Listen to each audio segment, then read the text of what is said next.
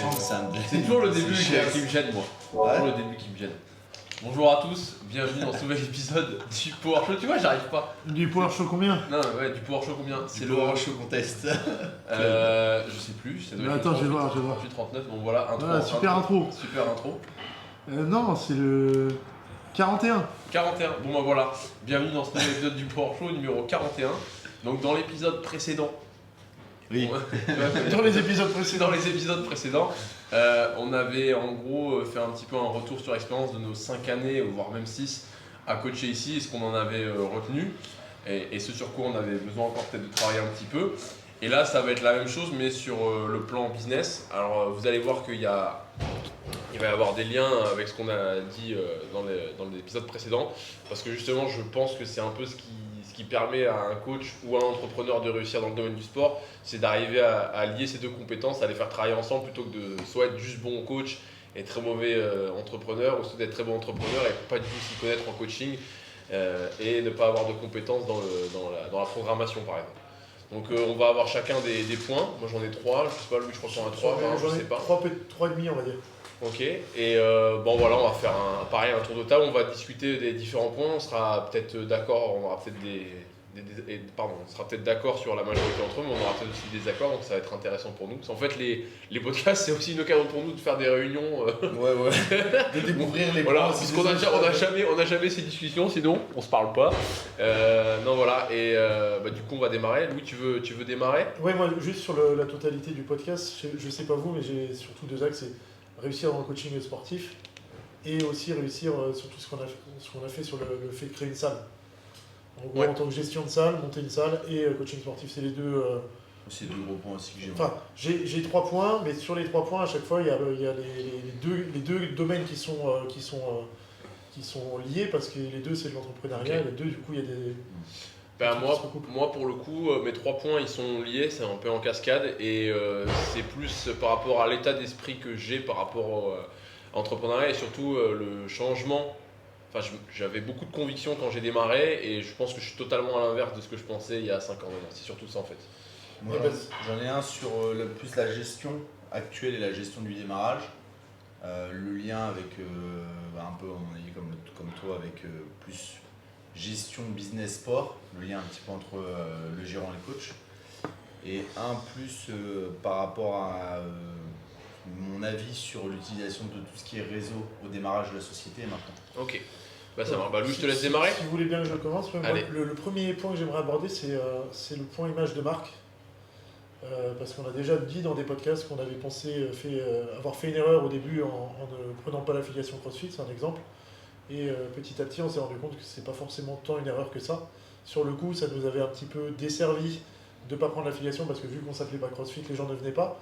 On n'avait pas réussi à s'ouvrir à un Tu certain peux juste marché. redonner un tout petit peu de contexte parce qu'il y a peut-être des gens qui ne savent pas. Et on a ouvert la salle il y a bientôt 6 ans. Ouais. Et quand on a ouvert la salle, le constat qu'on avait fait, c'est qu'il y avait certains trucs dans le CrossFit qu'on trouvait qui pouvaient être améliorés, notamment sur le fait que ça met ensemble des disciplines qui sont des disciplines spécialistes, qui sont des disciplines olympiques très complexes. Et on avait eu Robin comme moi, notre expérience à l'étranger aux États-Unis, et Marin, son expérience en Suède. On avait vu des salles où en gros on proposait du CrossFit sans que ce soit CrossFit. Dans le sens où il y avait des salles avec des cours d'haltérophilie, des cours de gymnastique ou de movement training ou de street workout, n'importe quoi, du poids de corps. En tout cas, c'était de l'entraînement croisé et du fonctionnel. Et s'il y avait des WOD, c'était en plus. Ouais, voilà. Mais la base de l'entraînement n'était pas les WOD. Ouais, très peu de WOD. C'est-à-dire que la majorité des cours, moi par exemple sur les salles SATS dans lesquelles j'étais à Stockholm, c'était comme tu dis, des courses P, comme nous on peut proposer. Et puis t'avais je crois une fois dans la journée un WOD. Sinon c'était vraiment. C'était pas la base de l'entraînement les WOD. Non, les WOD c'est vraiment pour les débutants, pour découvrir. Et du coup, quand on a monté la structure, on s'est dit on ne s'affilie pas CrossFit pour créer une entité à part entière qui est l'entité PowerCamp avec un autre concept qui est de scinder un petit peu, séparer les disciplines. Ce qui, au début, a été un peu en notre défaveur parce qu'il y a pas mal de. Tous les crossfitters en gros de Bordeaux ne voulaient pas venir parce qu'on ne faisait pas de crossfit. Ouais, en gros, on pouvait faire un 21-15-9 thruster pull-up le midi, mais c'était pas du crossfit parce qu'on n'était pas affilié crossfit. On pouvait avoir un entraînement le jeudi où ça allait être warm-up, skills, la suite, mais juste on n'était pas estampillé CrossFit, ça fonctionnait pas.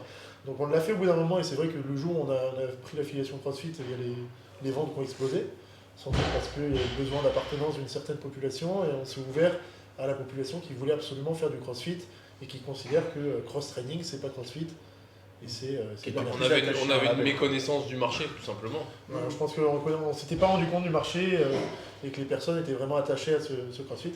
Mais bon, ça nous a permis quand même de nous créer l'entité PowerCamp. Et même quand on s'est affilié CrossFit, on était CrossFit PWC, on n'a quasiment jamais utilisé le nom. Non, on a bien séparé les deux justement pour pas avoir ce souci là. Et vu qu'on s'est affilié, les gens savaient qu'on était PowerCamp et qu'on faisait du CrossFit. On s'est formé en CrossFit, surtout Robin qui a passé Level 1, qui a fait son CrossFit Kids, on a fait des formations un peu partout, on s'est intéressé au CrossFit, on en a fait tous les trois pendant des périodes, ce qui nous a permis justement peut-être de mieux connaître le marché et mieux connaître les attentes des personnes qu'on avait chez nous. Puis tout simplement d'avoir des crossfitters en permanence avec nous au quotidien. Donc voilà, de fréquenter des crossfitters, certains d'un très bon niveau, et du coup d'avoir un pied un peu plus dans ce marché qu'est le CrossFit. Sauf que le fait qu'on ait justement monté notre entité PowerCamp à part entière, ça nous a permis d'avoir une image de marque. Donc une image de marque, ça se fait avec plein de trucs, ça se fait avec un logo, avec une charte graphique, avec des coloris ou autre. Mais maintenant on est connu en tant que PowerCamp. Et si jamais on veut faire du business, je pense que c'est indispensable d'avoir cette image de marque. Parce que si vous avez une box, que vous êtes CrossFit Pouilly-le-Fort, vous allez réussir à vendre des t-shirts ou autres aux gens qui sont chez vous parce qu'ils sont très contents d'appartenir à cette famille qui est CrossFit Pouilly-le-Fort où il y a 12 adhérents. Par contre, si on veut réussir à grossir, à toucher du monde, il faut vraiment être une entité à part entière. Et nous aujourd'hui... Je peux chercher mon téléphone. Ouais, par contre, faut pas l'oublier et pas rentrer après. Non, t'inquiète, non, mais je prends. Désolé de vous avoir Pas de soucis. Shit dessus. Non, c'est-à-dire mes PGEPS. Du coup, je disais que... Personne n'a enlevé la poker face. L'image de marque, c'est ce qui permet de vendre, et surtout de vendre à une grande échelle, parce que les box de CrossFit, ça vend localement, et si jamais on veut réussir à grossir et à devenir un acteur moins local, justement, et vendre un petit peu partout, vendre des t-shirts comme ça ou autre, il faut faire connaître son nom, son entreprise, parce que les gens ils vont acheter auprès d'une entité, surtout qu'en plus, d'un avatar. Si tu veux te détacher un petit peu en termes d'image aussi de ce qui est CrossFit, c'est d'avoir une image peut-être un peu plus clivante ou un peu plus propre à ce que toi tu véhicules, ou ce que tu souhaites véhiculer dans ta salle. Si tu t'appelles toujours CrossFit quelque chose, tu seras toujours rattaché quand même à l'image CrossFit. Donc en plus, après, il existe des exceptions. Tu vois, CrossFit Mayhem, par exemple. CrossFit Mayhem, mais c'est parce que Rich Froning, parce qu'il se démarque. C'est là où je voulais en venir, après il faut se démarquer. Il a une culture particulière, lui c'est vachement le côté campagne, le côté... oui, mais ça reste quand même une culture CrossFit. Tu vois ce que je veux dire, c'est que puis à son niveau, tu veux aller dans du spécialiste un petit peu.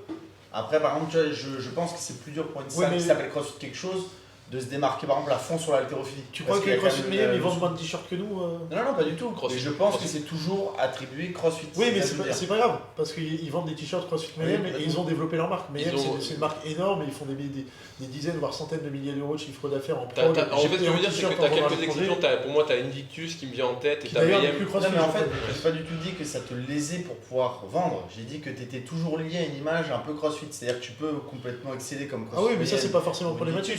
Ah, mais j'ai pas dit que ça a été. Je dis juste que si toi, tu veux faire un peu plus à ta sauce, par exemple sur un sport spé, etc., comme tu es appelé CrossFit quelque chose, tu es toujours un petit peu intimement lié quand même à la discipline CrossFit. Ouais, mais après, se démarquer pour se démarquer, c'est juste pour avoir son ego de dire je suis pas comme les autres. Non, mais... Par exemple, Gold Gym, tout le monde connaît Gold Gym, c'est lié au bodybuilding, tout le monde sait que Gold Gym c'est bodybuilding, ça n'empêche pas qu'ils ont leur entité. CrossFit Mayhem, il y a CrossFit dans le nom, il y a un mec qui a gagné plusieurs fois les games qui est à la tête de ce truc-là, mais c'est CrossFit Mayhem qui existe à part entière. Ils ont une très grosse culture parce que business autour de ça. Froning il a commencé à mettre des vidéos sur YouTube, j'ai regardé par curiosité il y a quelques jours, il y a 9 ans, donc il était vraiment en avance là-dessus. Au niveau de la création de contenu, et puis ils ont vraiment une vraie image de marque. Moi quand je pense CrossFit Mayhem, je pense vraiment le côté américain, le ranch exactement, le côté les buffles, ce côté très américain justement, un peu caricatural, mais voilà, ils ont une image de marque forte. Donc c'est sûr que c'est plus dur en France de rester je pense que ça dépend aussi du marché, mais en France c'est peut-être plus dur. Après c'est aussi parce que les gens ont peur de s'éloigner un petit peu de ce qui se fait déjà. À chaque fois qu'on fait un séminaire, on s'est déjà dit, il y a des box où on va faire 5 box et les 5 box c'est le même modèle. Elles sont pareilles, l'OSB au mur, t'as l'accueil qui est exactement le même, le Ouais, matos le même. c'est informatif, quoi. Et Il y en a- d'ailleurs, alors que en fait, ça aurait coûté la même chose d'essayer de se démarquer en faisant une déco qui est pas pareil, un agencement qui est pas pareil. D'ailleurs, j'ai une petite anecdote qui date d'hier par rapport au fait de se différencier et par rapport, enfin, qui va vous montrer en gros l'état d'esprit dans lequel on était. On a une adhérente qui est en train de monter sa salle et bon, ça va arriver au courant des mois. Et voilà, je lui demande un peu comment ça va, je pose des questions. Là, ils sont encore sur la partie où en gros ils sont en train de faire en sorte que leur local il soit en norme ERP. ERP, etc. Et je lui ai dit les statuts de la société, je lui ai dit est-ce que vous avez déposé votre nom à l'IMPI? C'est quoi l'IMPI? Et ben, exactement, c'est la question qu'elle m'a posée. Alors, c'est pas le fait de pas savoir, mais c'est Ouais. surtout en fait, je lui ai dit bah, c'est pour déposer ton nom et être sûr qu'on l'utilise pas. Et après, je me suis dit, mais attends, elle s'en fiche peut-être parce qu'elle reste dans Bah, dans l'esprit. elle va déposer son nom à CrossFit. c'est Ouais, dans tout. le giron du CrossFit, alors que nous, et c'est ce qu'elle m'a dit, elle m'a dit bah, quand tu passes ton level 1 et que tu fais, en gros il est réservé, je dis oui il est réservé au vu de CrossFit, mais c'est pas, si demain ton nom, quelqu'un veut le réutiliser, que tu veux faire une marque de t-shirt qui veut te copier, Oui, tu tu pourras pas. t'appelles CrossFit Pétaouchnok et le mec veut faire des t-shirts Pétaouchnok, il fait ses t-shirts. Voilà, et c'est là que je me suis rendu compte que nous, en fait, dès le début, on avait cette vision de ok, nous, ce sera pas CrossFit devant notre nom, ce sera notre nom à nous, Je PowerCamp. crois qu'on a déposé PowerCamp un an avant l'ouverture de la C'est salle. ça, et on a déposé à l'IMPI pour en gros s'assurer que personne pourrait reprendre notre concept. Quoi. Même, je sais pas si vous vous rappelez par rapport à l'élaboration du logo, parce que je dis souvent quand on a des discussions avec des gens qui sont à la salle, qui veulent créer leur salle, c'est qu'il y en a pas mal qui cherchent des logos hyper farfelus. Ouais, alors là, faut qu'il y ait une kettle, là, faut qu'il y ait viking. une barre, ou un viking, ou un Ah casque, non, on voulait etc. qu'il y ait écrit PowerCamp dessus. Et nous, on s'était mis d'accord, on avait dit, bah en fait, le mieux, c'est d'avoir ton logo avec le nom déjà dans le logo, parce qu'on avait regardé. On n'a pas les- dit que c'était mieux, on a dit que quand une marque commence, c'était mieux qu'il y Bah ait oui, le parce nom que dans le logo. mais tu regardes les seuls logos très connus. Oui, Il n'y a pas le nom de la marque. Si t'as le swoosh de Nike, Voilà, c'est C'est parce que tout le monde connaît Nike. c'est des mecs qui ont une force quand même de Oui, puis de le market qui est monstrueuse. Et puis le logo Nike est venu tard, la virgule Oui, c'est venu mais tu très regardes tard par rapport à la tradition. Apple, Très tard, je sais etc., pas les dates, mais, comme exact, ça, mais je sais que c'est venu après. en à tout tous cas. les coups, Apple au départ, bah, déjà c'est une pomme, c'est une Apple, mais à tous les coups il y avait écrit Apple quelque part quand ils ont commencé. Mais les trucs qui marquent comme par exemple Coca-Cola, etc., le logo c'est le nom, quoi. Donc nous, je me rappelle qu'on avait eu aussi un petit peu cette logique d'essayer d'avoir le logo dans le nom, puisque par exemple sur tout ce qui est t-shirt, pull, etc., quand après tu veux faire du branding, bah ton logo en fait c'est le nom de ta salle, donc les gens ils savent directement à qui ça appartient, quoi. Et si moi là, par exemple, je suis un mec qui veut ouvrir une salle, et comment est-ce que je fais pour me différencier? Tu vois, c'est ça un peu la question. Ah, moi je que dirais le- déjà le- c'est le ça, premier truc sur que le tu logo fais. déjà si Ouais, si on reste sur le sujet du logo, pour moi déjà c'est ça, c'est de pas avoir un truc farfelu avec une tête de rhinocéros, un tigre avec machin, des ailes, voilà. Tu fais un nom avec une typo qui pète, et puis après derrière il faut te démarquer sur les autres points. Mais sur ton identité, Bah, sur ce qu'on va appeler charte graphique, il faut que tu aies ton logo, faut que tu décides de ta colorimétrie, ce que tu vas voir. Ma salle va y avoir du orange partout, du jaune partout. L'intérieur de ta salle, tu peux décider. Moi, je veux que ce soit une salle full bois, je veux que ce soit une salle qui fasse comment dire, construction, avec des gros poteaux industriel. industriels. Tu choisis, tu fais un petit peu ta charte graphique. Et pour moi, il n'y a pas que la salle comme ça. Si juste pied coach que tu te lances, il faut que ce soit pareil. Là, on le voit de plus en plus, mais par exemple, le Instagram des coachs qui fonctionnent bien, très souvent, c'est des Instagram qui sont hyper standardisés et où il y a une charte graphique aussi. C'est pas forcément des trucs où il y a des dessins et compagnie, mais par contre, c'est hyper harmonisé. Et l'Instagram ou le YouTube sont. Il y a une cohérence, quoi. Il y a une cohérence et ça voit que la personne elle s'est posée avant de proposer son contenu en se disant voilà comment je vais le mettre en forme. On a parlé lors du dernier podcast avec des coachs qui sont très bien sur le fond et qui ont du mal au niveau de la forme à vendre ce qu'ils font. C'est pareil au niveau business, c'est de la vente, quoi, réussir à mettre.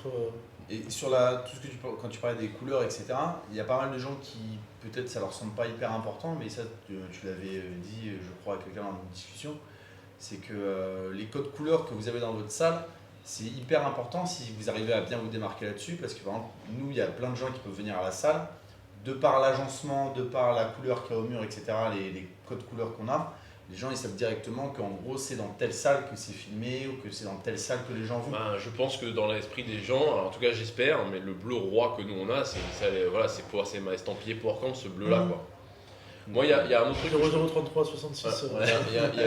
Il y a un autre conseil que je peux donner aussi pour essayer de se différencier, c'est de développer une culture qui vous est propre. Et pour la culture qui vous est propre, il ne faut pas s'inventer une histoire. Ce qui est bien aujourd'hui avec les réseaux sociaux et un peu le mode de fonctionnement des business, c'est qu'on peut vachement mettre la personne au premier plan. Le honneur peut passer au premier plan de la boxe et ça veut dire que Oui, si un, par exemple un il homme aime, peut être l'image de voilà, marque. et ça veut dire que si par exemple cette personne-là, elle aime bien le tir, il n'y a rien qui l'empêche de, surtout dans le crossfit, en plus c'est un sport quand même qui est très ouvert sur les autres disciplines, d'avoir, je sais pas, un mec qui fait des sessions de découverte du tir le week-end, ou alors si votre truc c'est d'avoir un gros groupe de... Bah, regarde, un bon exemple, là, juste par rapport à ce que Guillou. tu dis, Guillaume Guillou, hier, sa marque est connue, mais sa marque est connue parce qu'il y a Guillaume Guillou et que c'est lui la figure de proue de sa marque. Il fait plein de trucs de survie Sur autour sur du lui, survivalisme, à Bordeaux, il y a etc. aussi, hein. Frankton qui est pareil, lui il est connu à Frankton parce qu'il s'est lancé à fond dans le tactical et que son image de marque, ça a été justement de créer Voilà. cette entité tacticale. Par contre, il faut que ce soit quelque chose qui vous passionne et qui vous ressemble. Il ne faut pas se différencier en vous disant ah, c'est ça, c'est la bonne stratégie parce que personne ne le fait. Parce que les gens sont très très bons à ressentir les vraies intentions. la vraie des gens, nature, la vraie les gens. nature, donc les clients le sentent. Donc vous mentez pas à vous-même par contre, ça c'est sûr. Ouais. Et après, juste pour finir sur ce point-là, là je parle d'image de marque, donc commandant, évidemment il faut qu'il y ait un fond aussi. Hein. Ça, je pense que c'est le point que tu voudrais aborder avec les réseaux sociaux. Si vous avez un truc qui est super beau, mais que derrière le service que vous vendez est merdique, il faut se démarquer sur l'image de marque, mais il faut aussi se démarquer sur le service qui est proposé.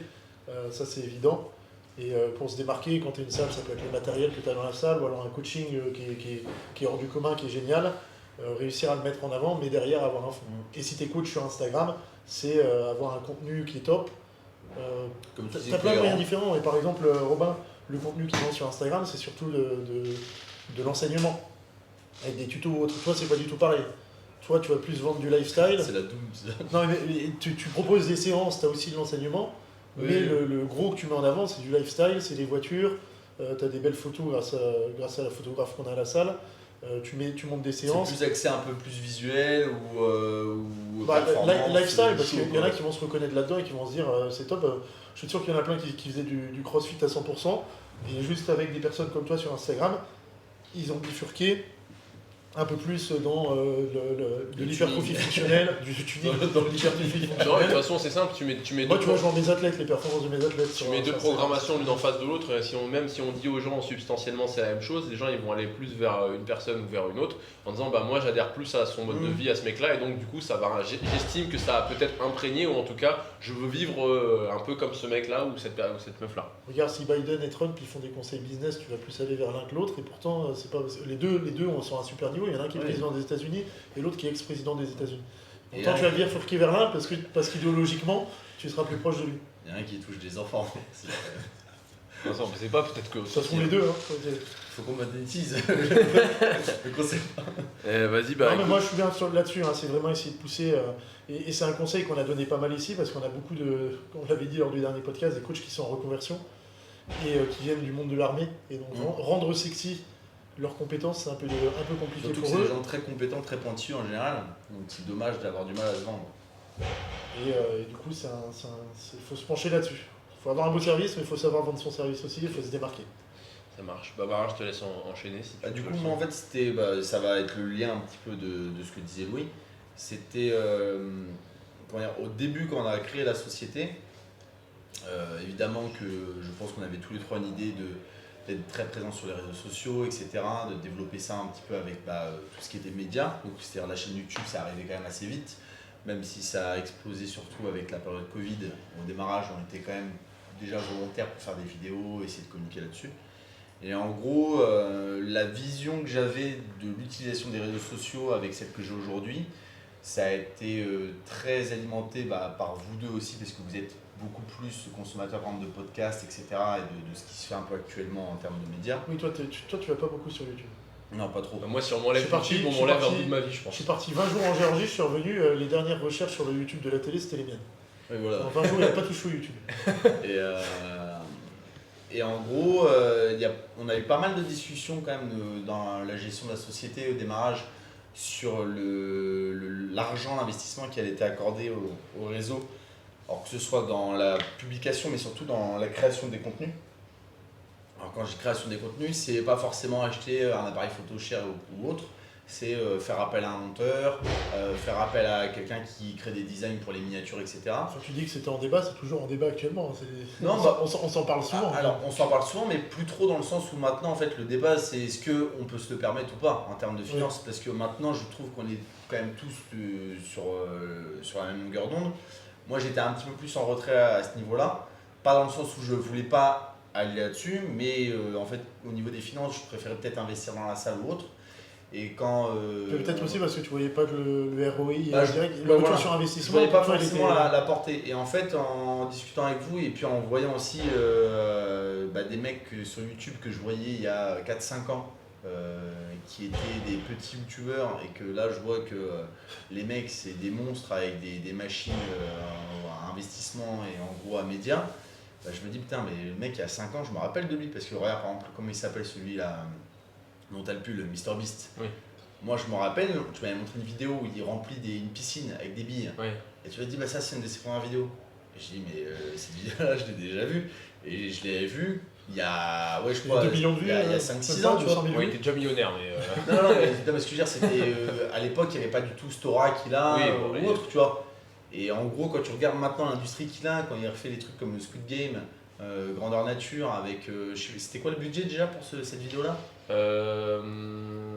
Plusieurs millions. C'est 4,8 millions si je dis pas de bêtises. Pour une vidéo YouTube, quoi. Donc le mec, il a carrément. Vous des pouvez checker, budgets, mais il me semble que c'est Oui, mais ça. après, c'est parce que les gens ne se rendent pas compte qu'en fait, une émission comme Colanta, ça rapporte énormément d'argent, mais parce qu'il y en a énormément qui est dépensé aussi. Tu crois que ça coûte moins de 4,8 millions d'organiser Ah un non, non, Colanta? non.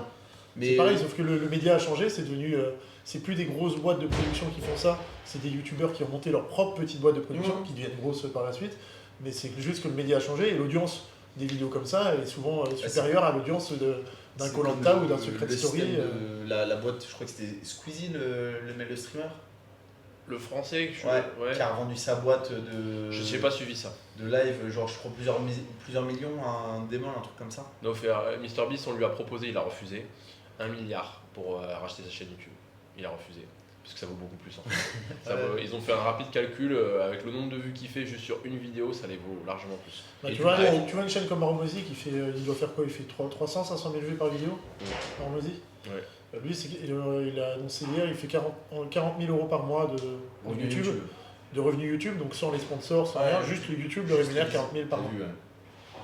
Et en gros, bah, pour résumer un petit peu mon idée là-dessus, c'était que ça a pas mal évolué, en tout cas de mon sens, et je pense qu'il y a pas mal de gens qui n'auront pas forcément, vous, les idées que vous avez eues dès le début, c'est-à-dire percevoir, tu vois, cette sensibilité-là au niveau des réseaux sociaux, l'investissement qui doit être fait. Et je trouve qu'en fait, c'est quelque chose qui doit être quand même pris au sérieux et qui est assez important. Par contre, je pense qu'il y a une notion aussi de timing là-dedans. C'est-à-dire que, Il faut aussi avoir quelque chose à vendre. exactement, c'est-à-dire qu'en gros, quand tu viens d'ouvrir ta salle, etc., si tu es tout de suite dans le gros budget, tout ça, je dis pas que ça veut pas le faire, mais je pense qu'il faut attendre aussi derrière d'avoir une certaine entité, tu vois. Mais nous, c'est ce qui nous a poussé, en tout cas moi de mon côté, ce qui m'a poussé à me lancer dans cette aventure, c'est parce que j'ai vu des mecs, grâce aux réseaux sociaux et notamment grâce à YouTube, le faire et me dire putain, ce mec-là, il a une vie, j'aimerais bien avoir la même. Et tu dis donc c'est possible. Et donc du coup, étant donné que lui, son canal de distribution pour ce qu'il fait, c'est ça, et qu'en plus il y a un côté création, c'est ça que j'aimais bien, c'est que tu as un côté création, tu as une capacité aussi à bouger sur d'autres domaines beaucoup plus facilement, parce qu'en fait à partir du moment où tu as une plateforme, tu as de la visibilité, comme The Rock ou McGregor, il lance une tequila ou Oui, D'ailleurs, tu parlais de Hormozy. Hormozy, c'est l'entrepreneur qu'on aime beaucoup en ce moment. Lui, en gros, il est millionnaire depuis pas mal de temps. En fait, il dit qu'un des pires jours de sa vie, c'est quand il s'est rendu compte que Kylie Jenner était millionnaire et qu'elle avait 4-5 ans de moins que lui. Et ça lui a mis un gros coup sur la tête. En fait, lui, il était anti-réseaux sociaux. Et du coup, il s'est dit, bah non, en fait, quand tu as une plateforme comme ça, après, tu refais ce que tu c'est veux. comme une plateforme télé, médias. C'est ça.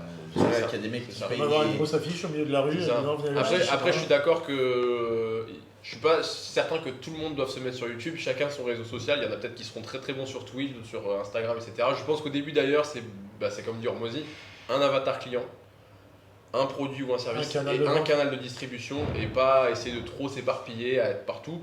Ça peut peut-être être le bon plan d'ailleurs pour les gens qui ouvrent des salles prochainement de se mettre sur TikTok parce que c'est un réseau qui fait comme ça et ça a plus de chances de grossir et de prendre la place d'Instagram que l'inverse. Oui, l'algorithme pousse plus facilement des trucs comme ça. Mais que ça sur c'est YouTube. hyper aléatoire. Hein. Moi je vois des fois des personnes que je suis qui sont pas du tout connues sur Instagram.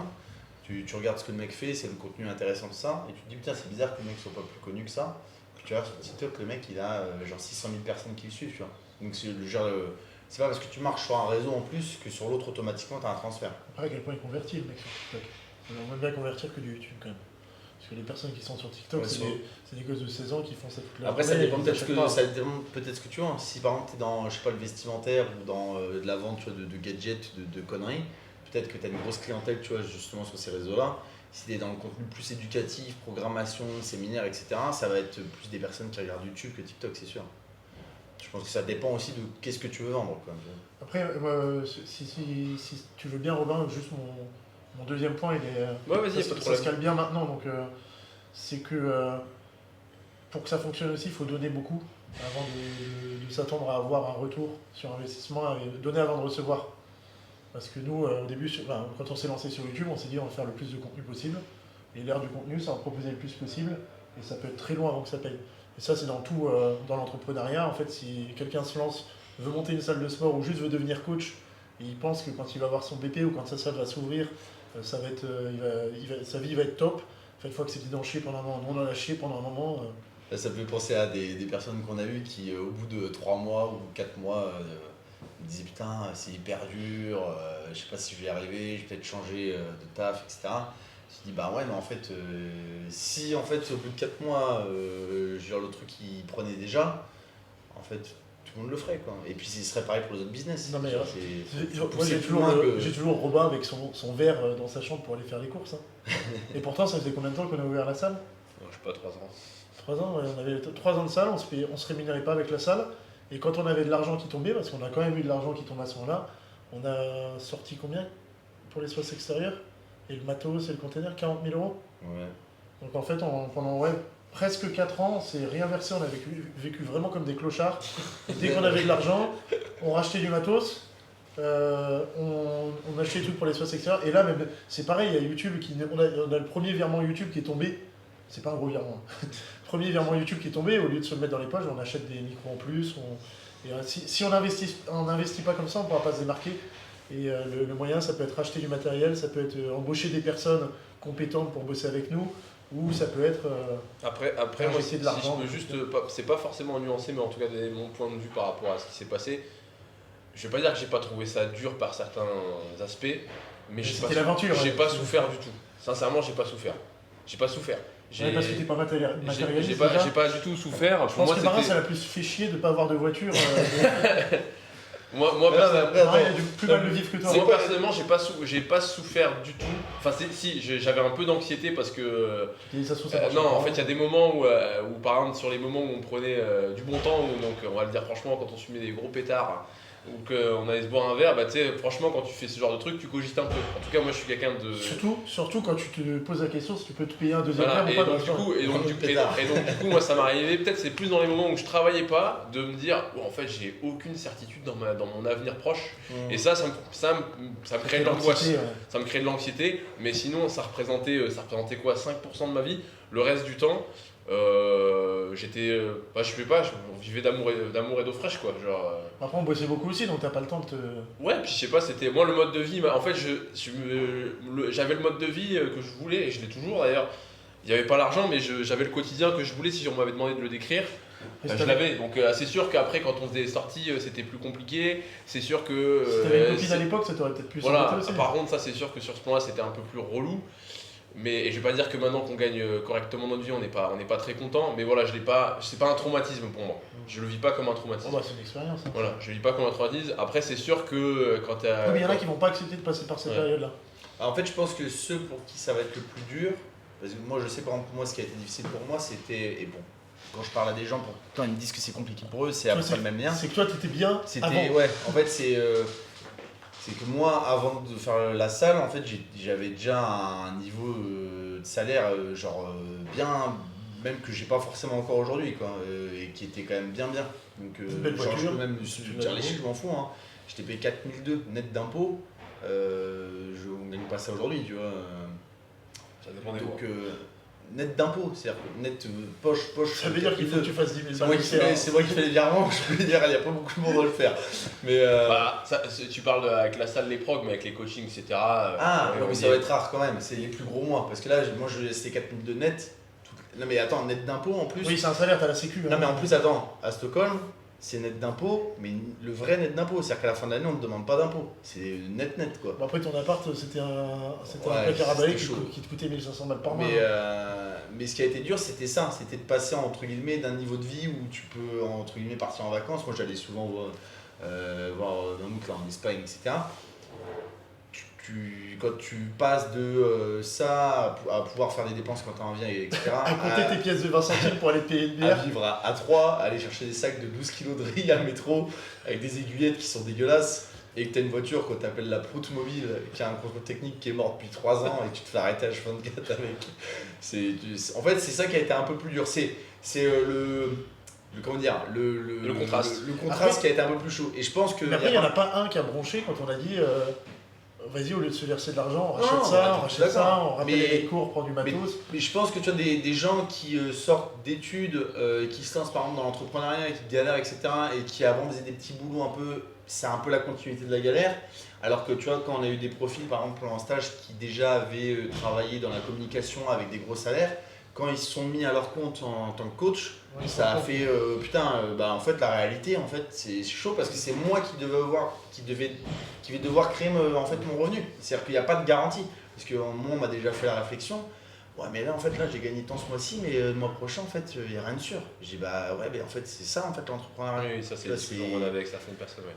Parce qu'en fait, si tu penses que l'entrepreneuriat c'est la sécu, non, c'est la liberté. C'est la liberté. Et encore, c'est la liberté de payer des impôts, tu vois, c'est surtout ça. Ouais, mais du coup, dans ce point donné avant de recevoir, pour moi, si on peut donner en conseil, les 3 choses que vous pouvez donner, c'est l'investissement matériel, de l'argent. Donc, si vous gagnez de l'argent, réinvestir. Si vous êtes une salle de sport, une entité comme nous, ça peut être réinvestir en faisant des travaux comme on fait en permanence. En gros, tous les 6 mois, on a un nouveau projet de travaux ou autre. On a eu l'exemple d'Anthony à The Gymnase, à Sorgue, l'une des plus belles salles de CrossFit en France sans doute, qui va devenir dans tous les cas la plus belle salle avec ce qu'il est en train de faire, la plus grosse. Tu fais des petits travaux là. Un truc monstrueux. Je pense qu'il peut faire des compètes qui ressembleront au French dans sa salle. Il m'a dit, je fais des petits travaux. Je dis, pourquoi tu rigoles? Je crois que c'est 500 mètres carrés son extension. Non, c'est 500 mètres carrés, mais il fait 500 mètres carrés sur 2 étages. Sur 2 étages. 1000 mètres étages. carrés de plus en salle qui arrive, alors que la salle était déjà énorme. Nous, les petits travaux, on a pété un mur en placo, tu vois. Non, mais là, tu monstrueux. Et lui, par exemple, quand je lui ai dit, mais qu'une fois que tu auras fini ça, après, tu vas faire quoi d'organiser des compètes? Il dit, ah non, mais je ferai d'autres travaux. Et c'est en permanence comme ça. Il aura fini ça, il va faire un studio avec Sonar et compagnie. Donc, investir avec de l'argent, du matériel. Si vous n'avez pas encore d'argent et de matériel, ce qu'il faut donner aux gens, c'est soit du temps, ça peut être coaché. Et ça, les gens ont du mal à le faire parce que tout le monde dit ouais, vous allez dévaloriser votre diplôme en coachant ou autre. Le nombre de personnes que tu as coachées gratuitement. Avant de te dire je peux. Toi, tu le fais encore aujourd'hui, et puis moi je le fais aussi de temps en temps avec certains profils. Genre ça...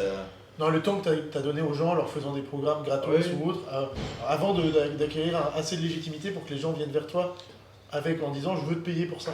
Bah, tout simplement. C'est pas parce que tu as eu ton BP que tu t'es dit à partir de maintenant, chaque personne que je vais aider ce sera 50 balles. Pour moi, ça se résume en fait avec le fait d'avoir une échelle de temps longue. C'est pas facile, hein.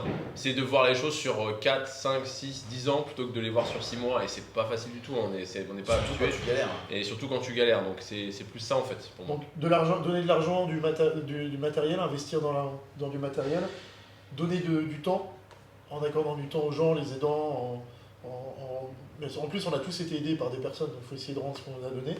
Et dernier truc, ça peut être donner de l'info. Donner de l'info et donner du contenu. Ça coûte pas grand chose. Évidemment, si vous filmez un truc avec une caméra de Samsung Player One, les gens vont moins regarder. Donc il y a un petit investissement à faire au niveau matériel. Tout le monde a un iPhone. Mais donner de l'info, ou alors vous avez un téléphone, vous avez Canva ou Photoshop, faire des slides, lire des études, proposer des trucs, du contenu, essayer de donner de l'info. Et au début, vous n'aurez pas de retour sur investissement, ça ne va rien vous rapporter. Vous allez prendre 8 abonnés par publication, vous avez passé 4 heures à faire, mais il faut passer par là. Moi, c'était un petit peu la philosophie aussi d'une personne qu'on suivait sur YouTube qui était Elliot. Une vidéo par jour. Qui disait, qui avait ouvert son gym, qui filmait dans son gym, etc. et qui invitait des gens gratos à s'entraîner. Ouais, voilà exactement, lui c'est un bon exemple. Il faisait une séance gratos par semaine, où il devait perdre plein de pognon à faire ces trucs gratos. Tous les samedis c'était open gym, et quand il dit open gym c'était gratuit. Et tous les jours, il répondait à des questions, il faisait des vidéos YouTube, il passait je sais pas combien de temps, mais maintenant qu'on fait de la création de contenu, on se rend compte que c'est un temps monstre. Surtout si tu veux produire un truc de qualité.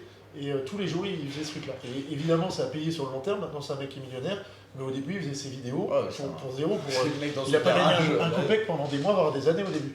Mais il donnait, et au bout d'un moment, en fait, Mais l'univers est bien fait, ça lui a été rendu. je trouve que aussi au-delà de dire qu'il donnait, il donnait parce qu'il avait un besoin viscéral de donner.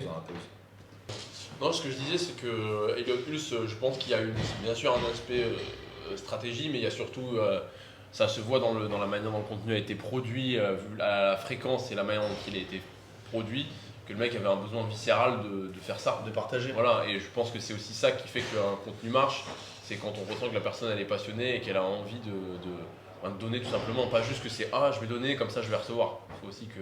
Mais c'était surtout, je trouve, dans la manière dont il communiquait, assez désintéressé. Comment dire, Bah, ça se ressent si un mec il est là Voilà. pour. tu n'avais pas l'impression que le mec il était là pour te vendre quelque chose derrière. De toute façon, tu vois bien, les posts que tu fais, c'est pas les posts de pub qui fonctionnent. Bah non, ce qui marche le plus, c'est quand c'est comme dit Robin ou comme tu dis, Tu c'est fais un quand tuto, tu fais une super tu performance, fais un tuto, ça va mieux marcher que de mettre une pub sur Instagram ou autre parce que les gens le ressentent et en fait ils détestent pour leur vendre. ils détestent l'oppression. C'est-à-dire un vendeur qui est oppressant, il va jamais vendre. Et là c'est pareil sur les réseaux, si tu viens et que tu fais une pub, c'est pas la pub qui va te T'avais un rapporter. truc dans le market où les gens ils disaient que les gens aiment pas qu'on leur vende, mais ils aiment acheter. Ouais, ouais. En gros, C'est exactement ça. Regarde, je trouve que c'est beaucoup plus cohérent pour une marque de contacter un influenceur, et il y en a qui n'aiment pas quand on dit ça, de contacter un influenceur, de lui donner plein de pognon pour qu'il porte les fringues ou autre, parce que les gens aiment cet influenceur, ils vont dire j'ai acheté un truc, plutôt que de payer des spots de pub, des spots radio en disant achetez les nouveaux fringues, ça marche beaucoup mieux en fait de choper quelqu'un qui est apprécié, voire idolâtré par certaines personnes, de lui faire porter des trucs, et c'est pour ça que les influenceurs gagnent de l'argent. Et que la plupart des gens disent je comprends pas, il fait des photos sur Instagram, il pose en montrant ses biceps, ou alors la fille elle montre ses leggings en permanence ou des trucs, et elle vend, elle gagne plein de pognon. Bah ouais, parce qu'elle vend justement. Et parce que c'est un bien meilleur système pour vendre. Tu vois, les filles qui achètent des leggings, elles vont pas acheter des leggings parce qu'elles voient des superbes pubs sur internet ou autre, elles vont acheter des leggings parce que les filles qu'elles suivent, qu'elles trouvent bien foutues ou fortes dans leur sport ou n'importe quoi, ou un lifestyle qui est bien, elles vont acheter auprès de ces filles-là. Ça revient sur ce que disait Robin, tu as aussi l'attachement à la personne où tu as envie d'appartenir. Oui, quand tu parles de création d'une culture, c'est un peu un culte de la personnalité, mais c'est ce qui fonctionne à l'ère des réseaux. C'est à moi. Bah vas-y, C'est à moi. Comme je vous dis, moi j'ai 3 points en cascade. Et donc c'est pour ça. En gros, à la fin, je vais un peu résumer tous mes points quand on aura terminé le podcast. Donc je vais revenir encore pareil à la genèse un peu de la société. Je pense que ce qui nous a motivé à nous lancer dans cette aventure, c'est une passion et un besoin de faire du sport une grosse partie de notre quotidien. En tout cas, on voulait que le sport ce soit de notre quotidien. Toi l'haltéro, toi la force, moi la gym, et on avait en fait cette quête, elle était vachement personnelle, dans le sens où c'était très auto-centré et même voire un petit peu égoïste. On avait envie de monter une société pas pour aider les autres, mais pour que notre quotidien il ressemble à ce qu'on avait envie, c'est-à-dire à un endroit où en gros un environnement qui n'est pas un environnement professionnel type de société, on n'est pas obligé de s'habiller de telle manière. On maîtrise nos horaires, on a un environnement avec des gens sympas, on fait une activité qui nous plaît, mais c'était vachement quand même dirigé vers nous. T'arrives pas dans ta salle en disant bonjour patron. Voilà. C'est surtout, comme tu dis, le sport et le côté liberté. Voilà, et moi là-dessus, j'ai vachement changé de perspective parce que maintenant la société, je ne vais pas dire que je la fais pas pour moi, mais j'ai vraiment ce besoin et cette envie d'aider l'autre. Je l'avais pas autant avant. Je vais même me dire que je l'avais pas du tout. C'était pour moi, je vais monter ma société pour moi. Et c'est aussi pour ça qu'on avait un peu cette image à contre-pied du CrossFit parce que notre but c'était pas forcément d'aider les crossfitters, peut-être dans notre business plan oui, mais pas dans notre tête. C'est ce qu'on a vendu à la banque. Voilà, c'est ce qu'on a vendu à la banque, mais dans notre tête c'était nous on pense que l'haltérophilie tout seul c'est mieux, on pense que la force tout seul c'est mieux, on pense que la gym tout seul c'est mieux, et puis si vous voulez faire un peu de crossfit, vous pourrez le faire chez nous. Voilà, on en fait aussi à côté. Et ça s'est vachement ressenti au début. Ouais. C'est pas grave parce que encore une fois le timing a été pas mal parce que ça nous a permis de créer une image de marque. Mais moi maintenant, je vois plus le crossfitter comme un mec qui fait mal mon sport. Je vois le crossfitter comme un mec qui s'intéresse à mon sport et que je peux aider. Et le fait vraiment d'avoir changé de perspective là-dessus, pour moi ça a complètement changé en termes de revenus, ça a complètement changé en termes de quotidien et même en termes de respect que les gens nous donnent. Et vraiment, je pense que c'est important parce que je sais qu'il y a beaucoup de gens, pourquoi je parle de ce point-là, parce qu'il y a beaucoup de gens qui lancent leur box de CrossFit parce qu'ils aiment s'entraîner et parce qu'ils aiment vivre dans cet environnement-là. Et en fait, ils veulent que leur moment plaisir, ça ressemble à leur environnement de travail. Et c'est pas mal du tout en soi, nous on l'a fait, c'était notre motivation principale. Donc c'est pas une mauvaise motivation. Par contre, pour durer et surtout pour marcher, je pense qu'il faut vous tourner un peu plus vers les autres. Comment est-ce que vous pouvez les aider? Qu'est-ce que vous pouvez leur apporter? Et si c'est ça votre priorité quand vous vous levez le matin, quand vous ouvrez votre salle, vous allez voir que vous allez signer beaucoup plus d'adhérents, vous allez garder beaucoup plus d'adhérents, vous allez avoir beaucoup plus de coaching parce que encore une fois, ça les gens le sentent. Ça va se ressentir. Les gens le sentent. Donc ça fait un peu le lien un peu avec tout ce qui a été dit avant. Comme je vous ai dit, moi c'est plutôt des points un petit peu philosophiques. D'ailleurs, si vous voulez, je peux même enchaîner avec le deuxième parce que ça va. Après, juste pour rebondir sur ce que tu dis, quand tu parles du fait que certaines personnes veulent créer un environnement, etc., pour vivre aussi de leur passion, etc., je pense que tu es comme un peu l'expression qui dit qu'un bon athlète n'est pas forcément un bon coach. On peut faire aussi le même parallèle avec un bon athlète de CrossFit, c'est pas forcément un bon gestionnaire de boxe de CrossFit. C'est-à-dire qu'il faut bien identifier en fait les différentes problématiques et je pense qu'il y a beaucoup de gens qui ouvrent des salles, comme tu dis, par passion du sport et qui veulent entre guillemets avoir le côté qui est attrayant. Hein. Nous, il y a pas mal de gens qui, en vivant un peu autour de nous, ont voulu ouvrir leur salle, etc. parce que ils veulent la même chose, dans le sens où ils voient que le côté cool. Mais derrière, en fait, il y a aussi un travail de gestionnaire si tu veux pouvoir réussir. Quoi. Donc, ouais. Et là où je voulais en venir, du coup, justement, c'est que avant, je me disais qu'est-ce que moi j'aime bien faire. Et après, je pensais aux autres, je me dis qu'est-ce que moi j'aime bien faire. Et du coup, qu'est-ce que les autres peuvent avoir besoin. Alors que maintenant, c'est l'inverse. Maintenant, je me dis de quoi l'autre a besoin. Et qu'est-ce que j'aime du coup dans ce qu'il a besoin. Ouais. Donc j'ai complètement inversé le schéma de pensée et c'est rigolo parce que je me rends compte que le premier séminaire que j'ai fait et la première programmation que j'ai sortie, il y a très longtemps la première programmation et le premier séminaire pareil, on parle de 4-5 ans, c'est les deux sur le même mouvement et le même thème, c'est le handstand hold. Et ça montre vraiment en fait l'état d'esprit dans lequel j'étais, c'est pour moi, venant du monde de la gym et du breakdance, pour moi le handstand hold c'est la base, c'est le mouvement roi et en fait je suis là pour en gros... je suis comme un messie ou je suis là pour vous convertir, vous crossfitters qui bougez mal et qui faites mal les choses dans le mauvais ordre. Je vais vous apprendre la vérité et je vais vous apprendre le handstand hold. Et en fait, la vérité, c'est que les gens s'en foutaient. Ça n'a pas marché beaucoup ou très peu. Et en soi, les crossfitters, si je veux les amener à faire du handstand hold, c'est pas en les pointant du doigt comme je l'ai fait à une époque, et c'est plutôt en les prenant par la main dans l'autre sens, et plutôt peut-être leur montrer le handstand walk, leur apprendre le handstand hold, leur montrer que tu vois en handstand walk, si tu veux être un peu plus fort, il faudra peut-être travailler tes fondations handstand hold et prendre le marché complètement dans l'autre sens. Voilà, donc pour moi c'est vraiment le reflet du décalage que j'avais. Je me rends compte, j'ai dit en fait si j'avais dû sortir une programmation en premier, maintenant tu me demandes de faire ça, jamais de la vie. Handstand hold c'est peut-être la dernière que je fais, je suis même pas sûr de la laisser sur le site pour te dire. Vu l'état actuel du marché, j'ai pas envie qu'il y ait trop de programmation aussi, donc je pense même à l'enlever. Donc voilà, c'était ça mon premier point. Après, ça se recoupe aussi avec ce que tu avais dit la dernière fois, le syndrome de l'ingénieur, où tu pars de ton produit au lieu de partir de besoin client. C'est mon deuxième point. C'est mon deuxième point. Travailler fort. Ouais, il est bon. Du coup, si vous voulez, j'attaque le deuxième point, comme ça, après, il reste donc après, c'est pareil, il y a une conception que j'avais, c'est tu crées ton produit, même si on va dire que on part du principe que j'ai pensé à l'autre et j'ai pensé mon produit en pensant à l'autre.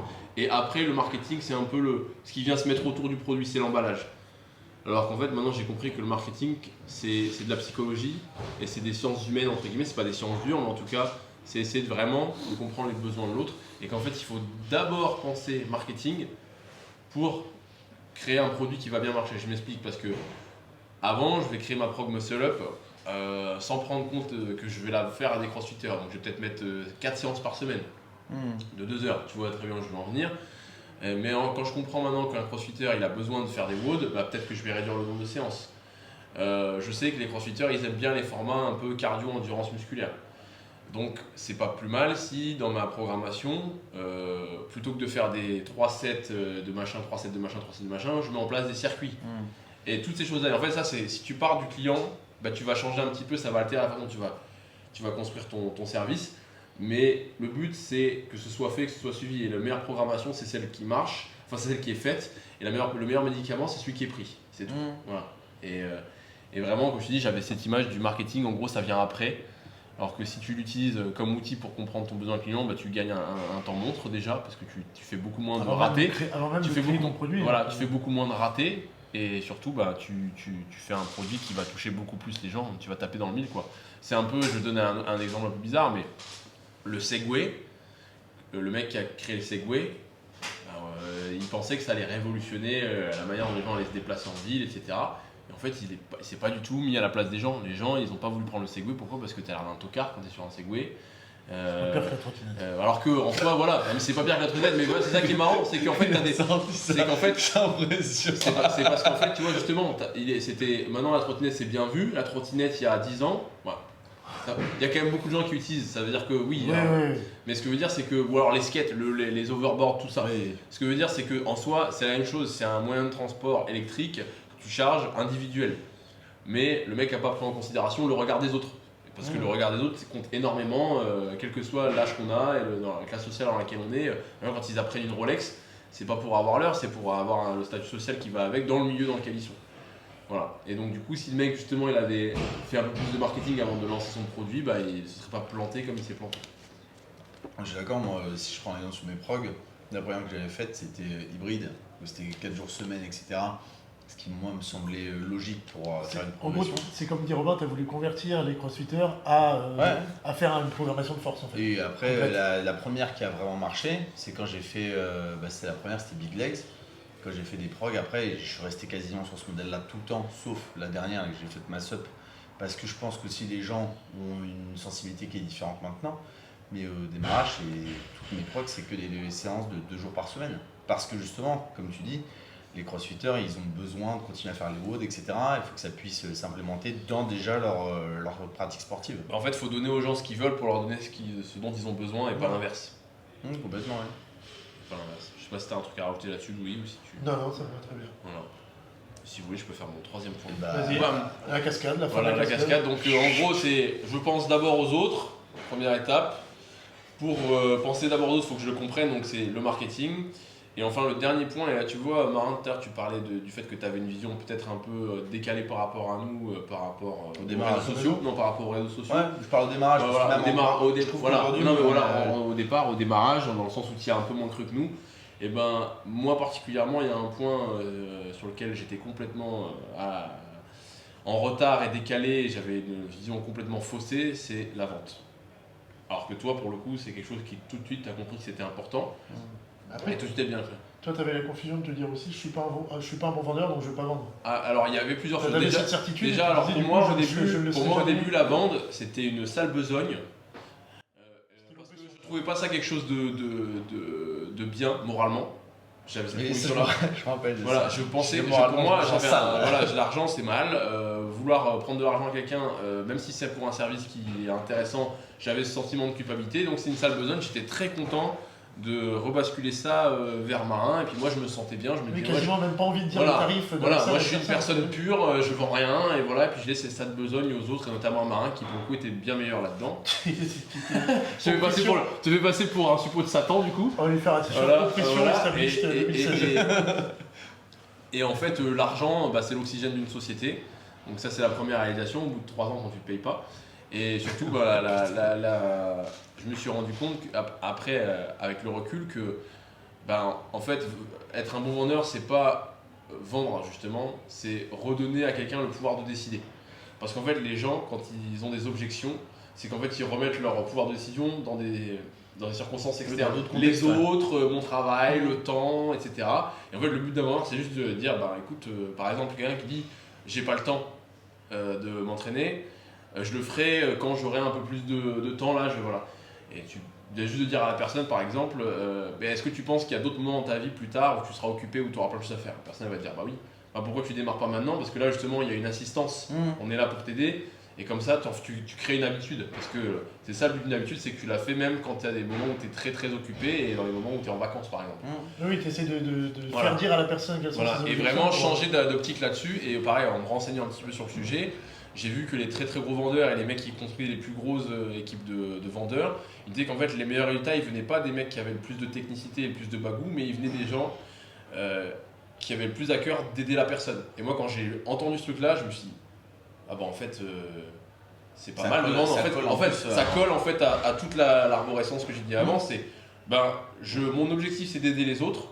Le marketing, il va m'aider à mieux les comprendre. Et vendre, bah c'est pareil, je vais juste lui donner le pouvoir de décider. Et en fait, vendre, c'est rendre service à la personne, littéralement. Tu forces pas en fait Voilà. l'autre à acheter, c'est juste que. Sauf si tu lui vends de la merde. Ouais. Oui, Non mais voilà, et en Sauf fait, si tu le trompes. et puis c'est sur le aussi une truc question que de tu vends. confiance en soi. Si tu as la conviction profonde que ton service, ce que tu Voilà, fais en tu ta penses salle, que ça va aider la personne, ça va faire d'elle une meilleure personne, ça va lui rendre service dans sa vie, tu vas rendre sa vie meilleure, pourquoi tu le vendrais pas? Pourquoi tu pousserais pas le truc? Et ça, c'est vraiment une réalisation qui a 1 an pour moi, même pas. 1 an, peut-être même moins. Et et maintenant, c'est pour vous dire à quel point j'ai changé. Genre quand je vois quelqu'un rentrer dans la salle, avant j'étais là en mode limite essayer de me débrouiller pour que ce soit quelqu'un d'autre qui le fasse. Voilà, parce que je me disais de toute façon je vais moins bien le faire que Louis ou Marin. Et puis en plus ça, j'aime pas ça et puis ça le besogne quoi. Et maintenant c'est l'inverse, je me dis ah putain, là je suis en cours, j'aurais bien aimé aller discuter avec la personne, voir comment je peux aider, etc. Donc, et je pense que c'est la réalisation de des 3 que j'ai donné qui m'a fait le plus de bien dans mon quotidien.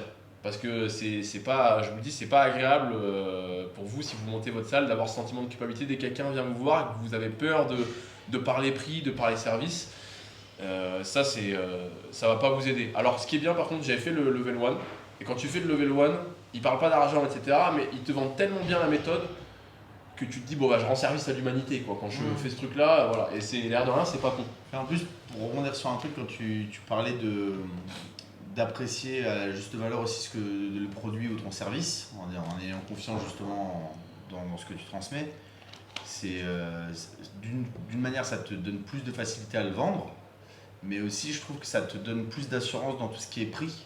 Tu vois, tu disais il y a des gens où même toi tu te dis ouais j'aime pas trop parler prix etc.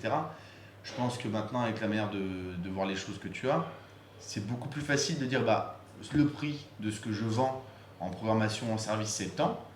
Et la personne qui va émettre une objection, en fait, toi, tu as beaucoup plus de capital assurance parce qu'en fait, tu as confiance aussi en ce que tu fais. Et donc, du coup, tu as moins le côté de bon, bah ok, bah oui, c'est vrai, je vais baisser parce qu'en fait, en gros, j'ai essayé de mettre une douille qui n'est pas passée, tu vois. Bah, c'est comment il dit Hormozy, you become confident by overworking your insecurities. En gros, plus tu vas travailler et plus tu vas devenir confiant et c'est pas en se disant je suis confiant que. Dans tous les domaines, même si t'es mal dans ta peau, en fait. La solution, c'est pas de te dire bon, je vais essayer de rester dans la situation dans laquelle je suis aujourd'hui et de m'en contenter, d'arrêter d'être dépressif parce que je suis gros ou autre. Je suis gros, je suis en surpoids, j'ai des boutons partout, je suis en mauvaise santé. J'aimerais bien ne plus être dépressif. Avec tout ça, bah, la solution, c'est soit essayer de lutter, aller voir le psy pour ne plus être dépressif vis-à-vis de ta situation, ou alors juste changer de situation. Te mettre à faire du sport, à bien manger, à ne plus être gros, à ne plus avoir des boutons partout parce que tu manges de la merde et compagnie. T'as le choix. Soit tu te dis bon bah j'aimerais bien être heureux dans la situation dans laquelle je suis aujourd'hui, soit tu dis bah, en fait je vais changer de situation. Oui, et puis après changer de situation c'est souvent la bonne idée. Et je pense que les gens ils ont aussi des fois si on prend un parallèle avec vraiment la pratique du sport, t'as pas mal de gens qui ont comme preuve justement qu'il faut changer de situation. Le temps, tu as des personnes, ça fait 2-3 ans ou même 4 ans qui s'entraînent dans un domaine et tu vois, ils ont toujours les mêmes lacunes dans une discipline ou sur un mouvement. Et quand tu leur demandes mais, comment ça se fait que tu progresses pas, etc., ils me disent ouais, mais j'ai essayé des choses, etc. Mais est-ce que tu as essayé vraiment de t'y mettre, par exemple, soit de faire vraiment du spécifique dessus, ou d'utiliser telle méthode, ou de réduire par exemple tes entraînements? Non, je suis la même chose bah qui non, en marche fait, je pas fais la depuis même 4 chose. ans. Parce que tu as des personnes qui font des progs, etc., mais la personne elle veut jamais concéder ses 5 entraînements de WOD par semaine. C'est-à-dire que quoi qu'il arrive, il fera ses 5 WOD dans la semaine et il va te dire bah moi il y a un moment j'ai fait de l'haltéro, un moment j'ai fait de la force, un moment j'ai fait de la gym, mais j'ai pas progressé, ça fait 4 ans que je stagne. Oui, mais est-ce que quand tu as fait ça, tu as enlevé quelques WOD dans la semaine? Ah bah non, j'ai pas fait parce qu'en fait les WOD c'est trop important. Et justement comme tu dis, je pense que par moment le changement doit être radical et pour qu'il y ait une réelle progression quoi. Des fois les gens ils sont témoins, en fait ils ont tous les outils. On est tous comme ça dans certaines parties de notre vie. Oui, après ça dépend, c'est une question de durée aussi, faut réussir à s'en rendre compte. Il y en a qui vont s'en rendre compte au bout d'un mois, 2 mois, il y en a qui ça va prendre 10 ans pour faire un travail d'introspection, un travail sur soi pour se rendre compte, en fait, soit je suis pas heureux, soit j'arrive pas à parvenir à ce que j'essaie de faire aujourd'hui, mais en fait tu te rends compte que tu reproduis les mêmes erreurs en permanence, donc c'est normal que tu restes dans ta situation Je initiale. suis pas souvent sur YouTube, mais j'ai vu une vidéo ce matin d'un mec qui disait, en gros, qui parlait à une personne justement sur un live et qui lui expliquait, mais en fait, je peux te donner 1 milliard de conseils, je peux te dire ce qui va se passer, je peux te dire ce qu'il faut que tu fasses, en fait tu le feras pas. Parce qu'en fait aujourd'hui tu as besoin en gros de te tromper, de te prendre la tarte en gros dans la gueule et de le faire 1, 2, 3, 4, 5 fois pour que toi en fait tu te rendes compte que ce que je te disais, fallait le faire. Oui, Mais en fait même si je te le dis là que c'est comme ça que ça se passait, tu vas quand même faire ton choix qui sera pas bon. Donc il y a aussi par moment je pense une école que l'école un peu de la vie tu vois, que chacun doit faire. C'est-à-dire que nous on a fait des choses, on s'est gouré etc. Mais des fois tu es obligé de passer par là. Ouais, et puis pour prendre l'exemple de quelqu'un qui est trop gros, si la personne n'a pas la force de faire les changements, pour moi, c'est qu'elle n'est pas encore assez grosse. Oui, ou qu'il n'y a pas eu Tu as le peut-être truc, besoin de prendre encore 5 kilos pour te rendre compte que c'est pas bon. ouais, de taper un AVC ou une Ouais, chose comme ça. ou alors parce que la société lui fait croire que c'est pas un problème Ouais, aujourd'hui. ouais, je suis pas sûr. Mais t'as pas mal Ah de si, personnes. si, bring back bullying. Mais t'as pas mal de personnes en surpoids. Bah regarde, nous on a un adhérent ici qui a eu un déclic. Ouais. Tu regardes le déclic, c'est quand il a commencé à avoir des problèmes de santé. Comme tu dis, le mec, ça faisait des années qu'on dit, mais tu sais que tu vas avoir un AVC, tu sais que tu vas faire un arrêt cardiaque, etc. Tu vois, avec ta prise de poids. Oui, machin. Le jour où il l'a eu, le mec, le sport, il s'est mis dans le main C'est rare. directement. Ouais. Donc comme tu dis, ouais, c'est quelqu'un qui ouais, t'es pas encore assez gros en fait. On rebouffe encore un peu, et puis on en reparlera un peu plus tard. Quoi, tu vois. Bon voilà, moi c'est tout pour mes 3 points. Donc je résume une dernière fois, après je repasse la parole, le totem. Le totem. Le totem, donc Faudrait qu'on fasse un totem. pensez, On a la voiture de la Guardia Civile, ça peut être le totem. pensez, On a ça. Ah mais c'est au fils d'Anthony, c'est ça. C'est vraiment une voiture de la Guardia Civile? ouais. Pensez aux autres quand vous lancez votre business et essayez de voir comment vous pouvez les aider. Faites du marketing pour comprendre la psychologie humaine et les bases et les fondements des besoins de vos futurs clients. Et leur vendre votre service. Au final, une fois que vous avez bien analysé leurs besoins, c'est leur rendre service. Justement. Voilà, je sais pas ce que... Je pense que les gens. Faut qu'elle fasse la révision là. Les gens avec les micros ils vont pas kiffer, je pense. Ouais. Je pense qu'ils vont nous insulter. Je sais pas si moi j'ai fait mes 3 points donc vas-y. Moi pareil, j'ai abordé moi les points que je voulais. Bon, on a parlé un marketing, petit peu. on a parlé vente, est-ce qu'on pourrait parler un peu management aussi? Allez. C'est vrai Vas-y. que c'est le nom de notre école quand même. C'est vrai. Knowledge et management. Parce que L'économie de la connaissance. management, je pense qu'on peut en parler aussi sur les deux points, sur le point auto-entreprise et sur le point entreprise réelle, on va dire, avec la salle de sport. Parce que je pense que vous avez dit qu'on cherchait la liberté quand on voulait monter son propre truc. Et le problème en cherchant la liberté, c'est qu'on a eu beaucoup de mal à créer des process et à s'imposer des trucs, tous les trois. Même encore aujourd'hui, on essaye en permanence de s'en remettre ou autre, on a du mal à les tenir. Et c'est vrai que c'est compliqué de se manager entre nous et même de manager une équipe, on va dire, avec les stagiaires, les coachs qu'on a chez nous. C'est pas évident de manager, même pour des personnes qui ont fait des études là-dedans pendant 5 ans. Ah bah, la plupart des process qu'on a créés, je pense on peut le dire aux gens, et on a sur tous les process qu'on a créés, je pense qu'il y en a 80% qui sont morts et au bout d'une semaine. C'est Et clair, c'est- j'allais dire une semaine. Ouais. Et ça nous avait été reproché par Alex à un moment qui disait faut mieux cadrer, dans le sens où on cadre pas assez, tu cadres pas les stagiaires. En fait, on est tellement dans l'optique liberté pour nous qu'on le fait aussi pour les autres. Tu veux pas imposer à ton stagiaire de faire un truc, tu veux pas imposer à ton coach tel truc, et nous on a du mal à s'imposer les trucs aussi. Et je pense que si tu es en auto-entreprise et que tu dois pas gérer les autres, c'est compliqué aussi de te manager. Quand tu dois te manager, c'est manager tes journées et ton temps. Et si tu es auto-entrepreneur mais que tu te lèves à 11h, que tu manges, que tu te poses sur ton téléphone et qu'en fait le premier moment de la journée où tu bosses réellement à créer du contenu ou à aller faire des coachings, c'est à 16h. En fait, t'es pas un bosseur et il faut que tu arrives à te créer. Ça peut être une routine. Moi, Je me lève tous les matins à 7h, je déjeune, je fais mon hygiène, mes trucs, et de 8h à 13h tous les jours, j'ai 5 heures non-stop. Moi, je rêve d'avoir, après ce sera pas pour tout de suite, mais j'espère avoir ça un jour dans ma vie, c'est Un sauna un assistant ou une assistante personnelle qui cadre mes journées, qui me dit à telle heure t'es là, à telle heure tu fais ça, parce que c'est un travail monstre de se gérer. En fait, ça c'est un luxe qu'on a quand on est en entreprise, c'est qu'on pose le cerveau. C'est comme quand on a un T'as coach. un garde-fou. T'arrives Mais à c'est comme 8 quand heures. on a un coach. Moi là, ça fait plusieurs fois que je me programme et je pète un câble parce que ma prog, j'arrive pas à la suivre parce que je me rends compte que c'est biaisé mon approche. Là, je viens de me prendre des progs là, avec du renté pour tester, pour juste être porté, ça fait du bien quoi. Et c'est pareil en fait pour l'organisation, c'est pas parce que c'est votre société que vous n'avez pas besoin de quelqu'un qui vous chapeaute ou d'un cadre commun ou etc. Pour vous Tout ce qui soulager. est dur, c'est que quand tu as ta société, tu tu as souvent beaucoup de choses à gérer entre l'animation de ta salle, entre les cours, entre les coachings, entre Plus nous, là, le site. tes programmations, le site internet, l'administratif, etc. Et tu as Oui, tout ça ça. reste l'association. En fait, tu peux être situé avec, ça se... C'est dur de En prioriser. fait, si t'es pas organisé, il y a des moments où tu vas faire un bout de ça, un bout de ça. Et le problème en plus, c'est quand tu es dans une société comme ici, où c'est du service, t'es interrompu, allez, toi tu sais encore plus ce que c'est. Toutes les 5 minutes dans la salle, t'entends oui, oui, oui. Genre, c'est hyper dur. Et comme t'as pas de garde-fou, comme tu dis, ou de quelqu'un qui te met un cadre, bah là, à telle heure tu fais ça.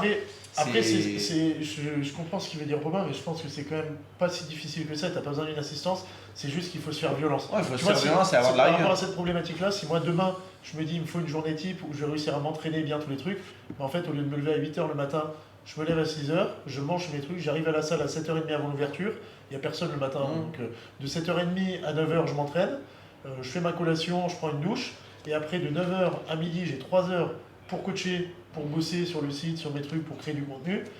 Je donne un cours le midi, je mange, je fais mes trucs. De 14h à 17h, je me remets sur mon ordi, j'ai tout mon boulot administratif, tous les trucs.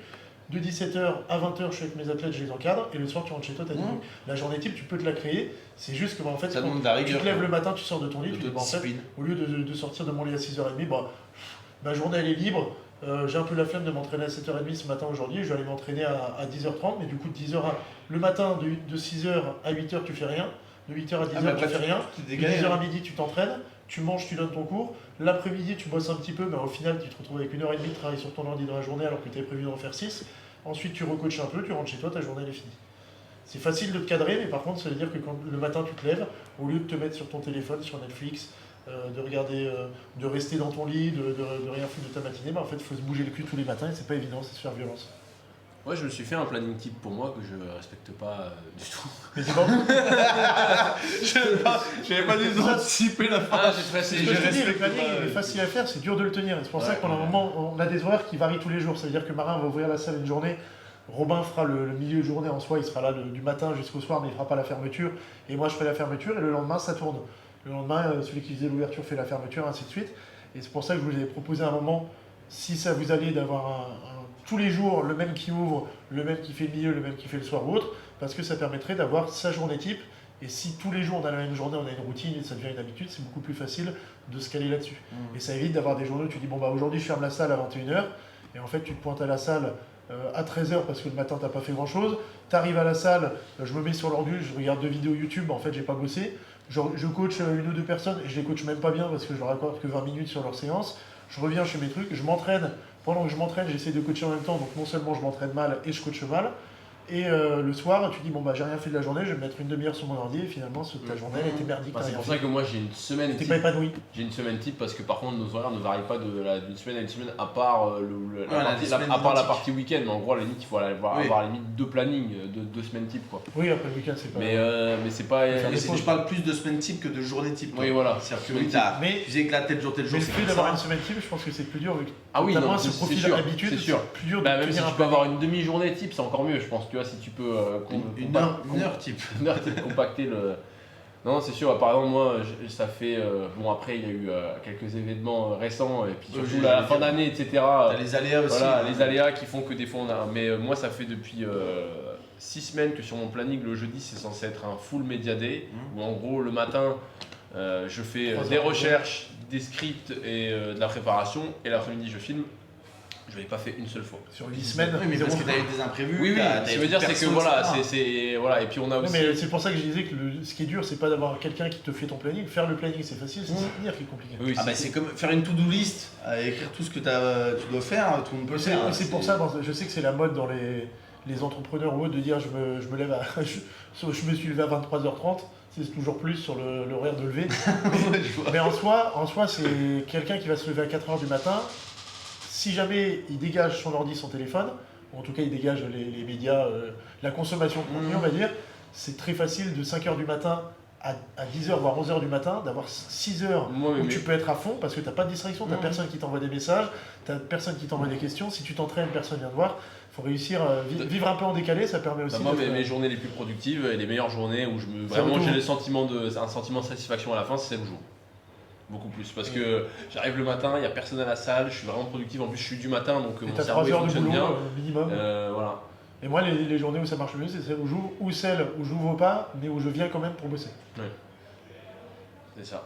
Mais c'est dur quand t'es dans ton lit à 7h du mat, qu'il fait froid dehors, t'as envie de rester Moi, sous je la suis couette. plus Tu du sais soir. combien il a donc payé je son sais que- assistante personnelle Hormozy par an? Elle appelle 1,2 million. Mais moi, je peux être son assistante. Je peux même mettre une jupe s'il veut. Il en a cherché, c'est la 8ème qu'il a. Il en a fait 8 avant. Enfin, il en a fait 7 avant du coup. Bon, après, 1,2 million pour lui, c'est Ah, moi, je sais que par exemple, pour se revenir sur les plannings, moi, j'essaye là Un de me million. lever de plus en plus tôt parce que je sais que tu vois, je suis plus du soir. Moi, ça m'arrivait souvent de rester à la salle jusqu'à minuit, 1h, faire des vidéos, machin, ou des réels parce que bah, la salle est vide. Après, Mais c'est la le salle, salle elle est- que tu vas te flinguer. Non, mais la salle, elle est vide aussi le matin, tu vois. Et en fait, du coup, moi, ça m'a créé un décalage, etc. Oui, mais ça Et, peut être une solution. Si t'es du soir et que t'es pas du matin, je pense pas que ce soit une bonne solution de te forcer à te lever et faire des trucs comme ça. Par contre, tous les soirs, entre 21h et 23h30, si tu dis j'ai 2h30 où je peux charbonner à fond, bah, Après, pour mettre moi, à ce mais moment-là. je pense faut que juste tu savoir si Ah, mais tu vois, t'es, je me sens quand même mieux, tu vois, quand je me force à me coucher, tu vois. bah, du coup, t'es plus pas tôt. du soir. Ah non, mais je suis du soir par défaut parce que c'est un décalage perpétuel. Ouais, bah, tout Je le monde veux est du dire. soir dans ce cas-là. Oui, mais je veux dire, quand Personne je ne travaille, fait etc., tout. le soir et quand je fais tu sais, les réels jusqu'à pas d'heure, etc., au final, je m'aperçois que quand tu viens le matin que tu les fais, c'est quand même plus agréable, même pour le reste de la journée, quoi. Ouais, mais même au niveau T'as beaucoup épanouissement, plus de disponibilité. anxiété, tu parlais d'anxiété. Ouais. Moi, les seuls moments dans ma vie où je peux ressentir de l'anxiété ou de l'angoisse, c'est pas vraiment de l'anxiété, c'est plus que je m'en veux parce que je fais rien de productif. Ouais. C'est-à-dire que si je suis 2 heures de Netflix, je vais avoir la dopamine de regarder un truc où je suis reposé, où c'est Genre sérotonine. 100% physique. Genre 100% physique. Non, mais je vais regarder un truc, je vais me sentir bien dans un sens parce que je fais quelque chose, mais en fait, je me sentirais même mieux d'avoir bossé pendant Oui, 2 pendant heures. 2 heures. Ouais. Parce que si je bosse pendant 2 heures, bah, une fois que je suis dedans, je suis dedans. Mm. C'est s'y mettre qui est compliqué. Et par contre, au terme des 2 heures, bah, j'ai plus cette anxiété où je dis, bah, en fait, j'ai bossé, j'ai été méritant. Et c'est... Après, pour moi, il y a aussi un souci qu'on a, mais c'est un bon problème, parce que c'est lié à la taille que notre société a actuellement et à la taille qu'elle peut avoir. C'est que, pour moi, il y a une difficulté sur ce que tu dois prioriser ou ce que tu dois mettre en secondaire et en tertiaire. Et ça, c'est vraiment très très dur à faire. Parce que c'est comme un peu quand tu te programmes. Surtout quand tu peux C'est pas comme, déléguer. c'est comme quand tu te programmes tout seul. C'est biaisé en fait. C'est biaisé parce que tu vas toujours remettre les choses que tu t'aimes bien ou les choses sur lesquelles tu n'as pas forcément besoin de bosser. Et donc ça, moi je trouve que c'est vraiment ce qu'on rencontre comme difficulté, en tout cas moi d'un point de vue personnel aujourd'hui, parce qu'on a vraiment, pour le dire aux gens, le site fait plus que la salle. Et la salle c'est quand même notre bébé, c'est un peu le socle de base, donc on ne peut pas ne pas s'en occuper. Et puis c'est aussi ce qui nous a passionnés, ce qui nous a permis de nous lancer au départ. Mais il faut quand même bien s'occuper du site parce que c'est le plus gros générateur de revenus. Il y a tous les coachings, il y a tous les séminaires, etc. Il y a l'entretien. Tu dois faire ta dizaine d'heures de ménage dans la salle. Voilà, et en gros, il y a toutes ces choses-là à prendre en compte. Donc, et c'est un peu ce qu'il dit, décidément, on l'aura cité au moins 50 fois aujourd'hui. Or, Mozy, En 2 podcasts, on l'aurait. je vous invite à aller voir. Plutôt que, Si vous êtes anglophone, il faut y Voilà. aller. Hein. C'est l'un des c'est meilleurs qu'en fait, créateurs il de dit contenu. lui, en gros, il fait du rachat de société. Enfin, il rachète une part, il rachète Ouais, entre 20 et l'acquisition. 30% de la part de société. Il les aide à passer. En gros, il prend que des sociétés qui sont à 3 millions d'euros de chiffre d'affaires et il les fait monter à 10. C'est ça son objectif. en Parce gros. que Louis me Voilà. racontait avec Une par mois. Voilà, et en gros, pour lui, le souci numéro 1 de l'entrepreneur, de cela, c'est qu'en fait, tout tourne autour de lui et c'est que c'est le génie à plusieurs mains. Et que, Donc, en fait, tu fais tout. et que tu fais sans lui, tout. ça tourne pas. Et que sans lui, ça tourne pas. Et nous, on est typiquement là-dedans. Ça, On ne c'est peut ce pas qu'on du a- tout s'extraire de notre société à aucun C'est moment. ce dont vous avez parlé avec Romain aussi, ça. Oui. C'est justement, le but, c'est de se rendre le moins indispensable possible. Alors après, ça, c'est une phase qui arrive beaucoup plus tard pour ceux qui vont monter leur salle dans l'année ou qui ont déjà une salle qui a 1 ou 2 ans. C'est un peu tôt pour parler de ça. Mais moi, je trouve que c'est un bon problème. Ça veut dire que tu es au stade où en fait, tu sais plus gérer tout ce qui vient. Et donc, il faut que tu arrives à déléguer. Ouais, Et mais il pour faut moi, on a avoir assez encore d'argent très- pour pouvoir déléguer. Pour moi, Pour pouvoir avoir tu peux déléguer du coaching en embauchant un coach, tu peux déléguer du ménage en cité basic fit en ayant des Pour stagiaires. moi, on esclaves. est d'accord qu'il y a une histoire d'argent et pour moi, c'est un peu comme au début. En fait, c'est juste qu'au début, on se payait pas et on se payait pas, donc on s'est sacrifié, on s'est serré la ceinture. Et après, quand tu te payes, tu vois l'argent. Et donc c'est un peu différent Ouais, mais- de se dire que tu. Mais pour moi, c'est la même chose. Il faut voir la vision sur le temps long et se dire bah ok, je paye un vidéaste, par exemple, pendant tant de temps. Mais regarde, si, Et du coup, forcément, pendant 2-3 ans, ça va encore baisser mon niveau de revenu par rapport. Mais par contre, oui, mais c'est un regarde, effet cumulé. si t'as Mais une c'est pas salle- facile à faire. Hein. Moi, t'as une box de le premier, CrossFit hein. qui tourne bien, t'as 20 000 euros de chiffre d'affaires par mois. Si tu Ça veux marche mettre, bien, si alors. tu veux mettre 1000 va ou bien, 1500 balles, 1000 ou 1500 balles de ménage auprès d'un mec dans la semaine, tu veux mettre un vidéaste, ça coûte cher, tu veux mettre 2000 balles de vidéaste, c'est en fait avec les charges ça va très vite descendre. Ah oui. Donc avant de pouvoir déléguer et faire des trucs, il faut quand même avoir un chiffre d'affaires. Faut bien marcher quoi. C'est ça. C'est ça. En tout cas, c'est pour moi, là, c'est vraiment les problématiques qu'on a, nous, ces temps-ci. Je sais pas si vous êtes d'accord, mais pour moi, c'est celle-là. C'est comment est-ce qu'on délègue, qu'est-ce qu'on délègue, qu'est-ce que nous, on fait en priorité, Ouais. où est-ce qu'on met notre attention, tout simplement, à la société. Après, il faut planifier aussi, il faut que tu te rendes compte, en fait, je vais payer, je sais pas, 1000 balles de ménage par mois. Je sais pas combien d'heures ça te dégage, je vais dire une connerie, ça te dégage 20 heures ou 30 heures de ménage sur le mois. Est-ce qu'avec ces 20 heures ou 30 heures de ménage, je vais pouvoir faire des tâches à plus haute valeur ajoutée et gagner plus d'argent que celles que j'aurais perdu là-dessus? Si en dégageant 20 heures à 30 heures de ménage, tu arrives à faire 2000 ou 3000 balles de chiffre d'affaires en plus en vendant des programmes, en faisant des coaching routes, tu es beaucoup mieux à prendre quelqu'un pour faire du ménage. En fait, tu perds de l'argent à faire toi-même le ménage dans ta société. Mais c'est pas, je prends quelqu'un qui fait le ménage et à la place, Mais le je problème, joue au domino dans le bureau pendant que le mec fait le mais ménage. après, le problème, comme disait Robin, c'est qu'au début, tu vas prendre quelqu'un qui fait le ménage parce que tu vas peut-être vouloir faire autre chose, sauf que autre chose, avant que ça prenne et que ça génère de l'argent, il y a des moments, tu vas avoir une phase de 6 mois ou 1 an. Tu perds de où l'argent. Tu perds de l'argent. Donc, ça prend pas, par quoi. exemple, si Oui, tu mais prends du ce temps. temps-là pour faire des progs, Oui, mais un retour sur quand il investissement, n'est c'est pas pas, sorti, il n'y a pas d'argent qui rentre. c'est pas mensuel. Tu fais un plan sur du moyen terme, Oui, sur oui, du long non, terme. mais Tu dois complètement. Je calculer dis ça. juste que sur le démarrage, il y a des personnes, justement, comme disait Robin, qui, sur le démarrage, qui n'aiment pas justement cette. Ah, caméra. Ça y est, je suis tout seul. Je les ai virés. C'était la première décision qu'on a prise niveau management. Je l'ai prise avec moi-même.